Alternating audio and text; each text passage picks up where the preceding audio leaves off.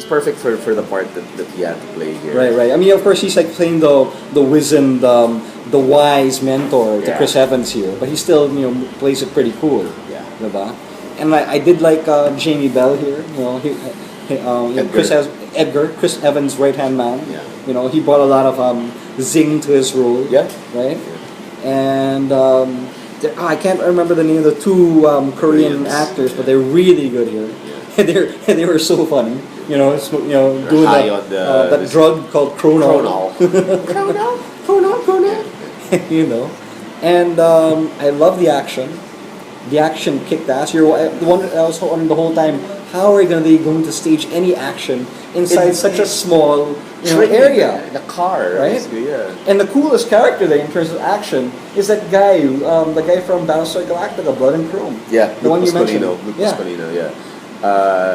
Surprisingly, he was able to still jump around and stuff. And it's weird seeing him doing so much action because in Blood and Chrome he was basically in a spacesuit. Right. That's Adama. Young Bill Adama, and now he's on the Musketeers. He's playing D'Artagnan, and he's very wide open. But here, in an enclosed space, he was able to still do some action scenes. So yeah, pretty cool guy. And I also like the Octavia Spencer. Yeah, because ever since The Help, you can see that Octavia Spencer's really been more in demand as far as the acting goes. Right. She's not just this funny woman. Yeah. She brings some gravitas to her characters. Exactly. I mean, I think a lot of the characters here that are shown here aren't throwaway characters. They really have depth, and they're all these people are put through the ringer.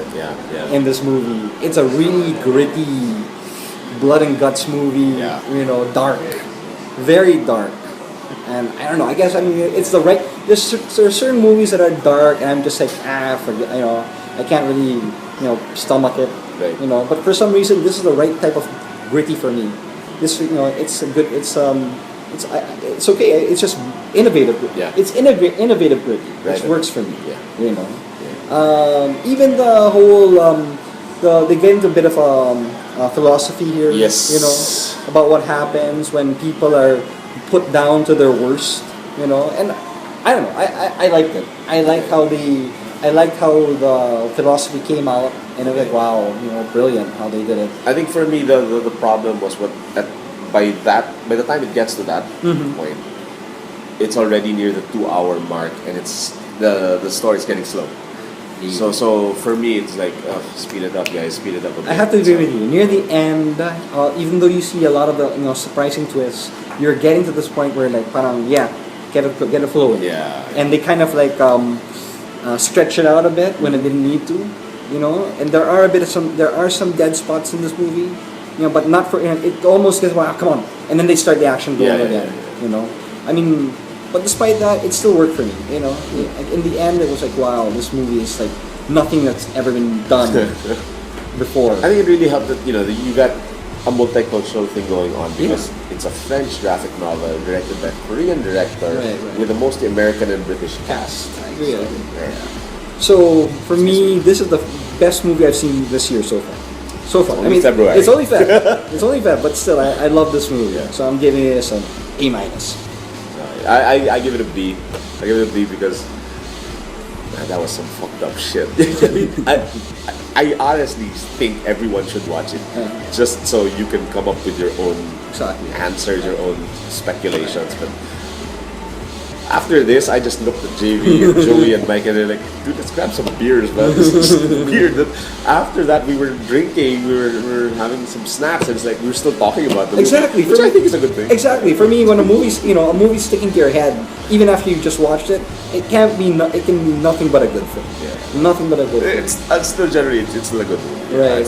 I mean, right now there's some controversy going on because it hasn't even been released in the States. Yeah, because they wanted to cut it up. Yeah, Harvey Weinstein wanted to cut it for 20 minutes, but thank God he realized that, let's keep the movie untouched. So I think they're gonna show this in its full uncut glory, but it's not gonna be a full release.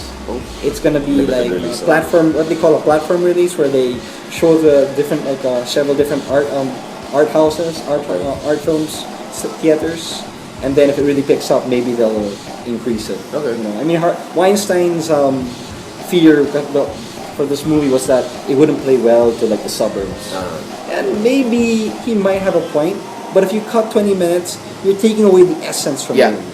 I agree. You know, you're taking away. Yeah, you'll get rid of maybe some dead spots, but I think this movie has to be shown the way it is. Yeah, it's entirety. So really, worth your time if you ever get the chance. Unfortunately, it's not showing anymore. I think only it's stuck out for about a week. Yeah, but if you can get it on DVD or some other means, You know. so go for it. Yeah, yeah. Snowpiercer. Yep. Check it out.